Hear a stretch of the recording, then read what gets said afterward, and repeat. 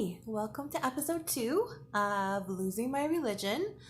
I'm going to be talking to you guys about Deborah today, so I guess we'll call this the Deborah episode.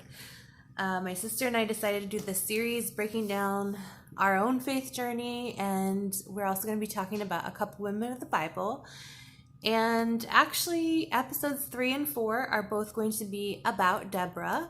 She's a woman in the Bible that is featured in Judges. She's a leader, and we don't really hear that much about her. So I'm going to tell you that she's really featured heavily in Judges 4 and Judges 5. But beyond that, I don't know, because I actually didn't get past verse 4, where it says, Deborah, a prophetess, the wife of Lapidoth, was leading Israel at that time. That's as far as I got. I kind of skimmed the rest of the story, but to be honest with you, I'm certain that my sister will be talking about the actual content of the story and the power of the woman Deborah.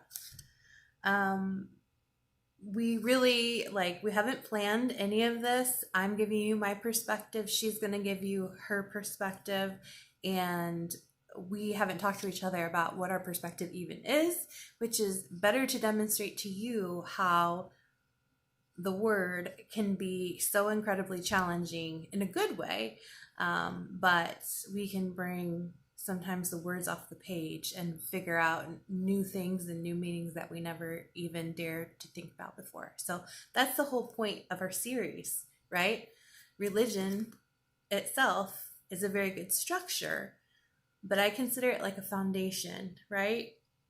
A foundation for our faith to grow, and not that the box has a lid on top of it, but that the box is open to growing and exploring new ideas. I don't read the Bible in black and white anymore. So if you do, this might be challenging for you. I want to talk about this because what struck me most, and I've been doing a lot of work and prayer today around the idea of abuse by men in the church toward women, and kind of the oppression that women have experienced years gone by. It came about long before my birth or your birth. Things that have been kind of passed down through generations that have allowed for the oppression of women by men.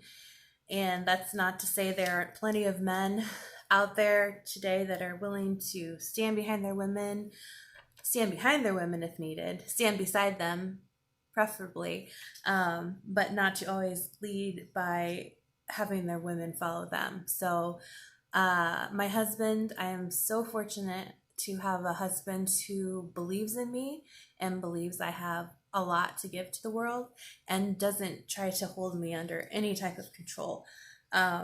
So that's why I'm able to sit here and talk to you today, because I can imagine there are many of you not in such an ideal situation. But we'll talk more about how to get kind of through that. Not through it. I've never been through it, so I can't tell you how to get through it, but I can start sparking questions to help empower you again. So let's talk about this. What struck me about this very part, and nothing really else grabbed me. I tried to read it and I tried to internalize both chapters, and it just I kept like bringing my mind back to this thought. Because typically in the Bible, when you see a woman mentioned, it's mentioned as the wife of somebody, right?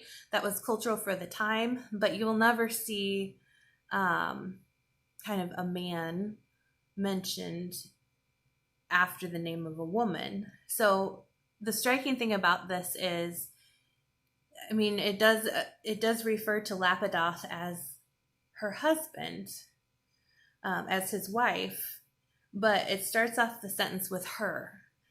And I'm not a Bible expert by any means, but from my observations in the Bible, a lot of times the men of the family are listed and their tribe members are listed after them. There also aren't a lot of women leaders in the Bible that I've been taught about, which is part of the exploration and why we're bringing you through this journey, because Deborah is not even somebody that I honestly didn't know what her role is. I know the name, but didn't stick out to me. So she's a prophetess. So meaning she prophesies, or I don't know. I don't have this spiritual gift, so I don't fully understand it, but there's something about they're able to see the future in some way. I know there are several denominations that exist today that have prophets come in and pray over people and things like that. I've never actively been part of that, but I know some of you might have that in your faith journey.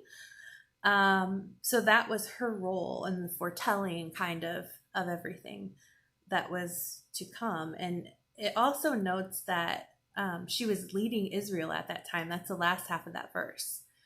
She was leading Israel at that time.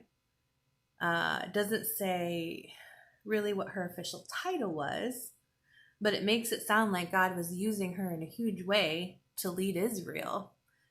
She's obviously not the king or Pharaoh or whatever it was that they had, but it says she's leading Israel at that time. So God was using her in spite of, I'm sure, people of greater power and influence having kind of the lead in that. He was using her to lead Israel. So when I saw that she was the wife of this guy named Lapidoth, I decided to look him up because I thought to myself, in that time, this would have been incredibly uncommon for a woman to be anywhere near the battle scene, but yet you see this incredible story, and hopefully my sister goes into that more, but she wouldn't have been there.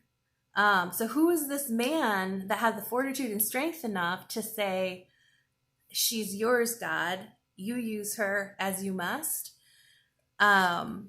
So I found that there's two interpretations. One comes from Smith's Bible Dictionary and one comes from Easton's. Smith says it could be that her husband's name means enlightened and lamp. And Easton says that this is more of a vague concept, that she was